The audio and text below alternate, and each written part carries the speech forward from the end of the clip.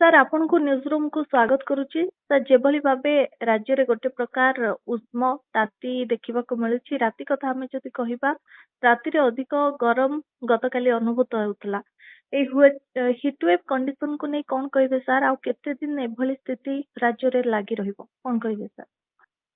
ନମସ୍କାର। ବର୍ତ୍ତମାନ ଆମେ ହିଟ୍ ୱେଭ୍ ଯୋଉ ପରିବେଶ ଥିଲା, ମତେ ଲାଗୁଛି ଆଜି ତାର ସମାପ୍ତି ଘଟିବ।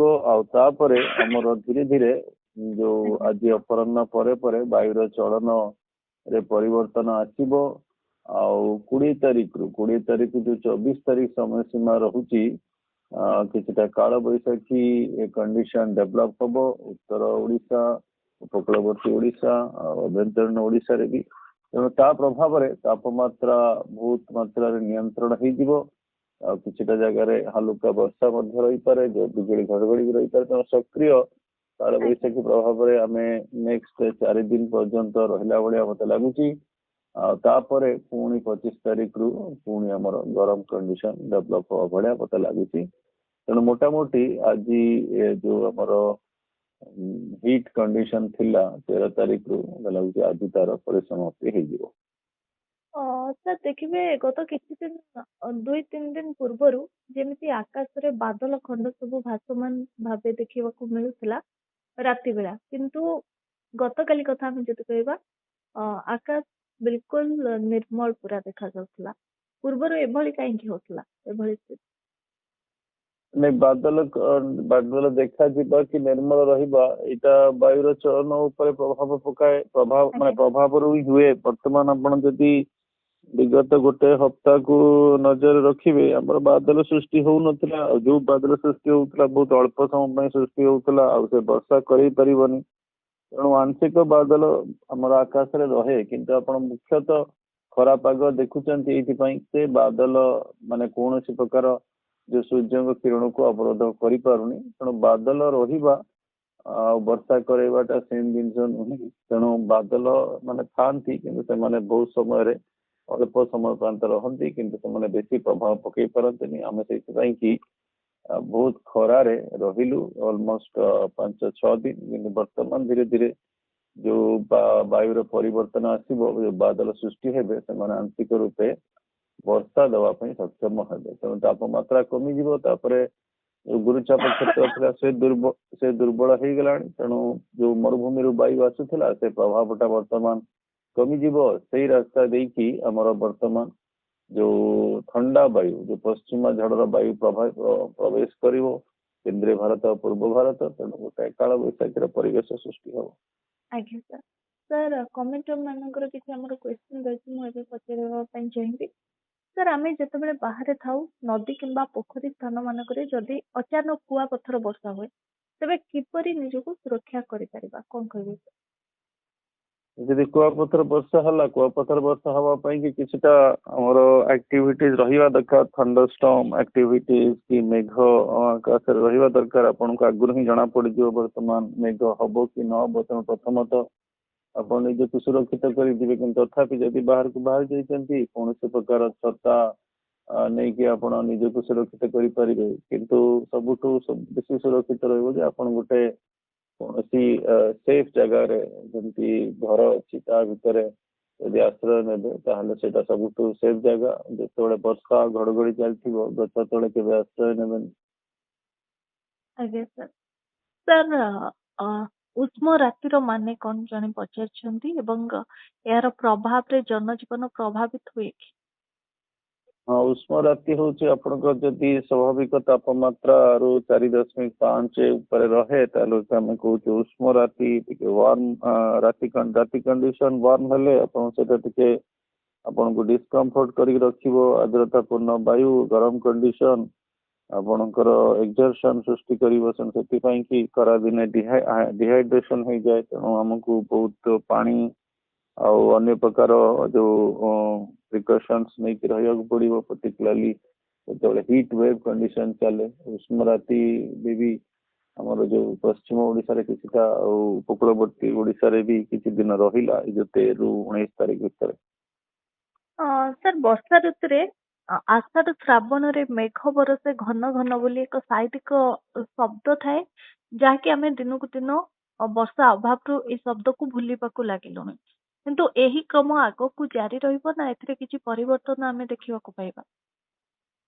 ହଁ, ଆପଣ ଠିକ କଥା କହୁଛନ୍ତି। ଆମର ଧରା ଶ୍ରାବଣ ବି ଗୋଟେ ଶବ୍ଦ ଅଛି, ତା ମାନେ ଯୋଉ ରିଲେଣ୍ଟଲେସ୍ ରେନ୍, ମାନେ ସମ୍ପୂର୍ଣ୍ଣ ବର୍ଷା ଆଉ ବହୁତ ସମୟ ପାଇଁ ବର୍ଷା, ଲଗାଣ ବର୍ଷା, ସେଇ କଣ୍ଡିସନ ବେଳେ ବେଳେ ଉପୁଜେ, କିନ୍ତୁ ବର୍ତ୍ତମାନ ଦେଖାଯାଉଛି ଯେ ଅଳ୍ପ ସମୟରେ ଅଳ୍ପ ଜାଗାରେ ବହୁତ ବର୍ଷା ହେଇଯାଉଛି, ଆଉ ତାପରେ ଗୋଟେ ବହୁତ ଜାଗାରେ ଆମଙ୍କର ଶୁଖିଲା କଣ୍ଡିସନ ଆସୁଛି। କିନ୍ତୁ ମୋଟାମୋଟି ବର୍ତ୍ତମାନ ଦେଖିବାକୁ ଗଲେ ଯୋଉ ବର୍ଷାର ବିସ୍ତୃତି ମାତ୍ରା ଆଉ ଯୋଉ ଦିନରେ ବି କିଛିଟା ଚେଞ୍ଜେସ୍ ଆସୁଛି।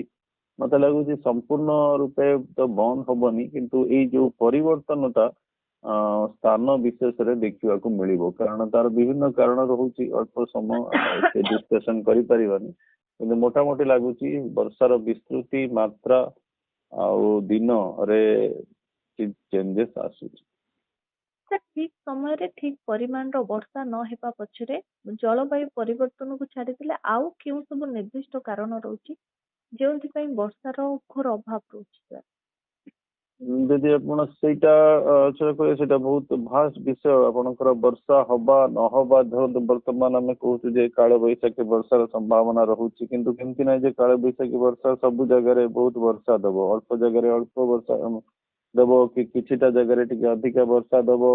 ତେଣୁ ବର୍ଷାର ଯୋଉ ମାତ୍ରା ବିସ୍ତୃତିଟା ବହୁତ ଜିନିଷ ଉପରେ ନିର୍ଭର କରେ, ଯେମିତି ବାଦଲର ପ୍ରକ୍ରିୟା କଣ ଚାଲିଛି, ବାଦଲ ଭିତରେ ଯୋଉ ବାୟୁମଣ୍ଡଳର ସ୍ଥିତି କେମିତି ଅଛି, ଆଉ ତାପରେ ଆମର ଆମେ ତାକୁ କହୁଛୁ ହାଇଡ୍ରୋମିଟିୟର।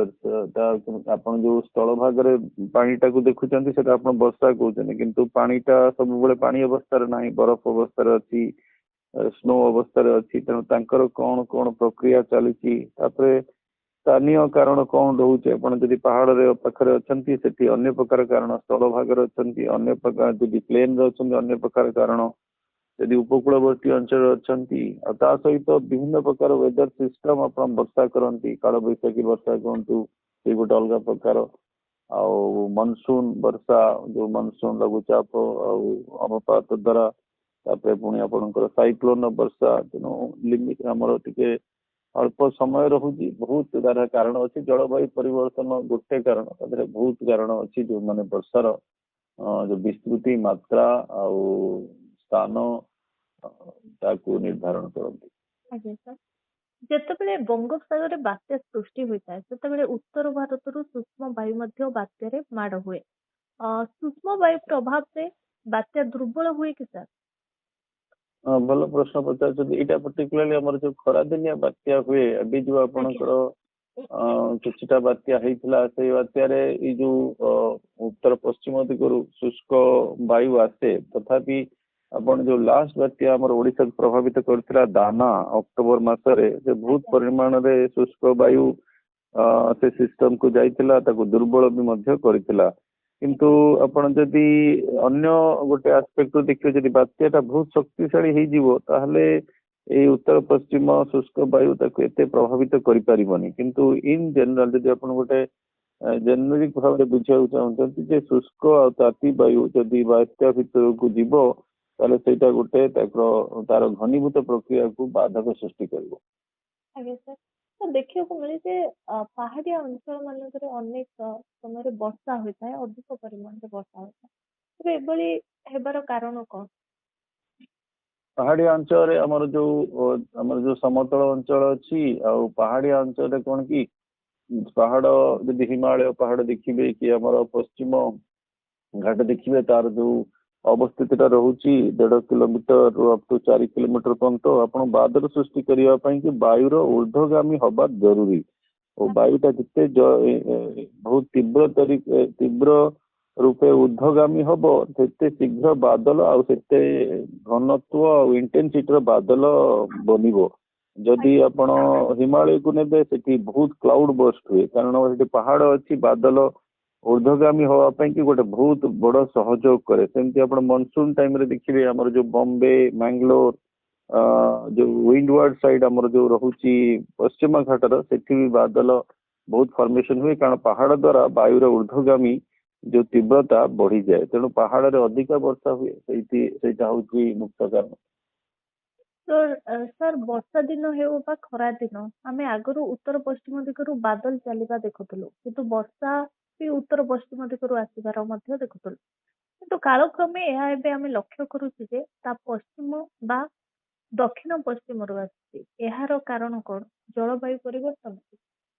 मैं आपणकर ये मुख्य जिनस रोचे आप कौटी अच्छा कौ ऋतु विषय रे कथा होती कौ बादल सिस्टम विषय कथा होती बर्तमान देखो बर्तमान जो आम काल बैशाखी बर्तमान आम कहूँ नेक्स्ट 4-5 दिन हम तार विभिन्न प्रक्रिया उत्तर पश्चिम दिगरू ठंडा और शुष्क वायु आसो पश्चिम झड़ द्वारा स्थलभाग उत्तप्त अच्छी बर्तमान जो बादल सृष्टि हम से आमर उड़ीसा झारखंड पश्चिम बंग यही अंचल बादलटा सृष्टि हम किंतु आपणकर गोटे गोटे बादल जमी लघुचाप क्षेत्र से समुद्र सृष्टि होगी स्थल भाग को आसता तेनाली गोटे मुवमेंट थाए साइक्लोन री से भाया तेणु जेनेरिक कही हेनी आपन को जदि एक्जाक्ट इनफॉरमेशन देबे को इवेंट आउ केबे ताहाले किछि ता भितरे अवलोकन करि हबो।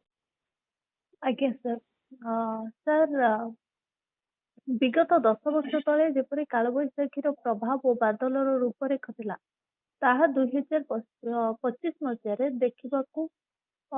देखिबा जदि ताहा मिलुनी किंतु कोन पई गोटे जिनस आपन कहबे आर वर्ष को आपन जे देखियो 2024 रे गोटे वर्ष पूरा संपूर्ण हमर काल बैशाखी रहिलानी वर्ष को वर्ष चेंजेस हुए मुझे जमी कहली प्रति काल जमी आमर ए वर्ष भी प्रथम काल बैशाखी आम वर्तमान देखा धरतु 19 रु नहीं कि 24 तारीख पर्यटन सी गोटे यूनिक सिचुएशन जदि धरतु एप्रिल काल बैशाखी सृष्टि हम तार गोटे प्रक्रिया थाए तेणु सबु काल बैशाखी अलग अलग वायुमंडल कंडीशन नहीं कि बनी था जेनेरिक कही हेनी हाँ कि गोटे जिनस जना पड़ी आम बर्तमान बेसी गरम अवस्था रोचु आम फेब्रुआरी मसरे गरम हो जाऊँगी अप टू जून पर्यंत भी गरम रोची तेणु गरम अवस्था बेसी रोचु अल्प आम पुणी वर्षा पाऊँ शीत कमी जाऊँगी मत लगे काल बैशाखी जो प्रभावटा रमती ना जे काल बैशाखी संपूर्ण बंद हो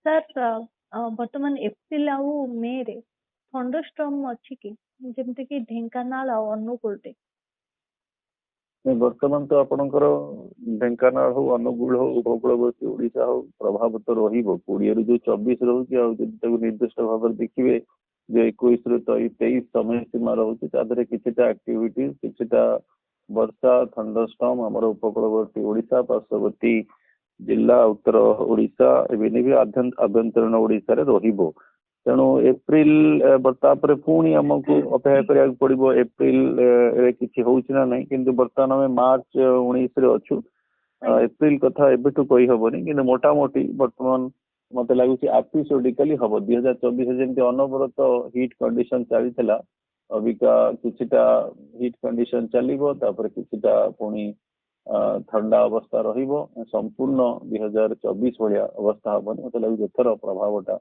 जो खरार प्रभावटा कम रहिबो।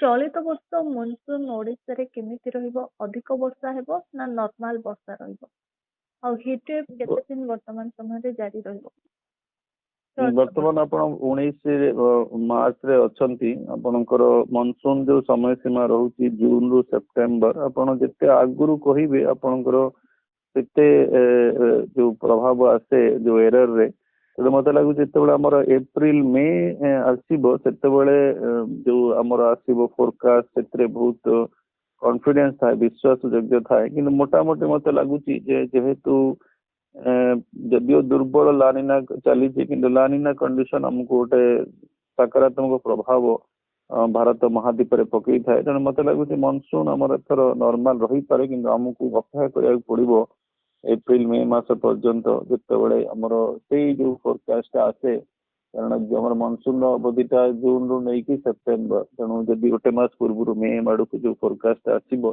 आहरी कॉन्फिडेंस रहे ये मनसून आमर केमती रहिबो आ जो हीट वेव कहले वर्तमान आमर हीट वेव एपिसोड गोटे सरिला 10 रु नहीं कि 19 तारीख पर्यंत सर्वभारत में ओडिशा परिप्रेक्षी देखले 13 रु नहीं कि 18 कि 19 तारीख रहिला पुणी ये जो काल बैशाखी वर्तमान रहिबो 20 ରୁ 24 तारीख पुणी 25 तारीख रु धीरे धीरे पुणी तापमात्रा बढ़िबो मते लागुची पुणी 27 28 परे हमर ओडिसा रे भी जो गरम कंडीशन ग्रीष्म प्रभाव रही पारे तेणु एमती एपिसोडिकली चलिबो हमर ग्रीष्म वर्तमान ऋतु रहुची मार्च एप्रिल मे किछटा जून भी आजिकली रहुची कारण जून मनसून आसीबारे टिके अल्प विलंब रहुची आउ तापरे हमर जून टा भी सुखिला कंडीशन रहुची तेणु टिके हमको वर्तमान नेक्स्ट 2 मास ग्रीष्म कंडीशन रहा पड़ो। सर साधारणतः देखा मिले जे एप्रिल और मे मासरे अधिक मात्रा हिट वेव कंडीशन राज्य में जारी रही है। चलित वर्ष कथा आम जब कह हिट वेव बर्तमान एप्रिल मे रे केते किभली रहिबो आ कौन अनुमान करा जाउची विगत वर्ष मानक तुलन रे हिट वेव टा अधिक रहिबो ना कम रहिबो सेभली किसी आशंका बा अनुमान करा जाउची?